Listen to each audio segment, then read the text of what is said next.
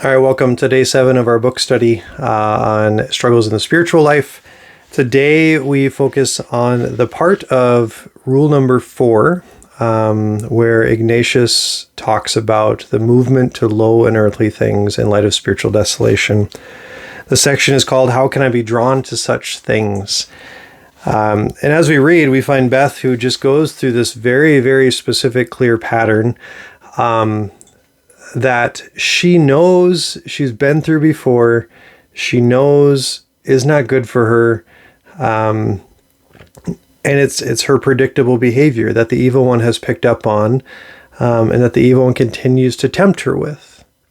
And as Father Gallagher says in this text, it's unlikely that anyone reading this or listening to this from me hasn't gone through the same experience or doesn't have some other form of pattern or kind of pathway into these low and earthly things, right? And I worked with college students for several years as missionaries, and my job was to form them in their faith, especially spiritually.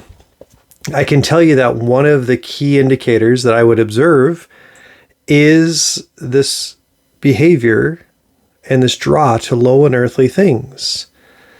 They were committed, they were expected to do things throughout the day, expected to focus on their team life to some extent, to be present to each other, and you would always find the ones who have to do exactly what Beth did. They have certain people they just need to call, or they have certain music they need to listen to, or they need to play video games, or whatever. It was very easy to see these patterns.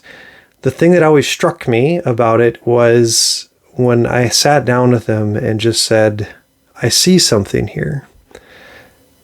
Every time that I've done it, the person says, yeah, I know.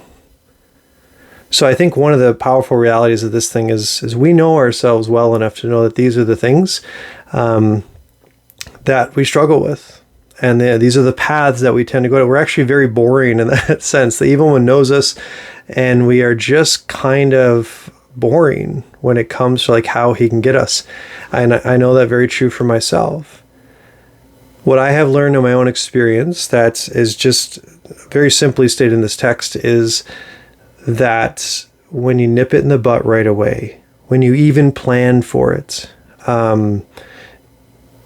you know that this is going to be the way that you typically handle things, right? For me, it's often when my wife is going to go out for the evening with a friend or something, and I'm in the house by myself, right? Like, I just know that I do a similar thing. Like, I just like to sit and watch shows, or I'll be on my phone, and I just do these things where at the end of the night, it's like, you know what? I had this space that was such a gift tonight, right? I could have done something so good for me, so good for my wife, for my family.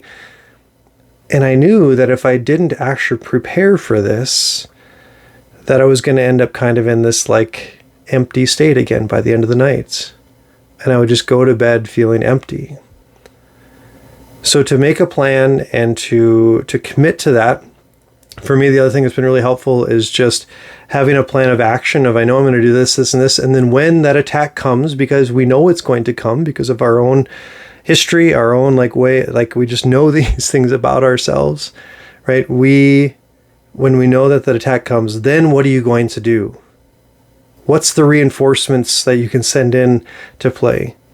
And I've had this in my own life. I've had several times men who have called me. I just remember a few weeks ago, some guy calling me and saying, you know what, I'm just not doing well today.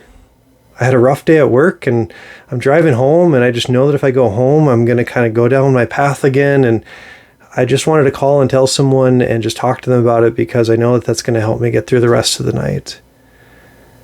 So he had this plan of attack ready to go, very aware of who he was. So how can you and I prepare for these ways, and what areas of our life is this most likely to happen?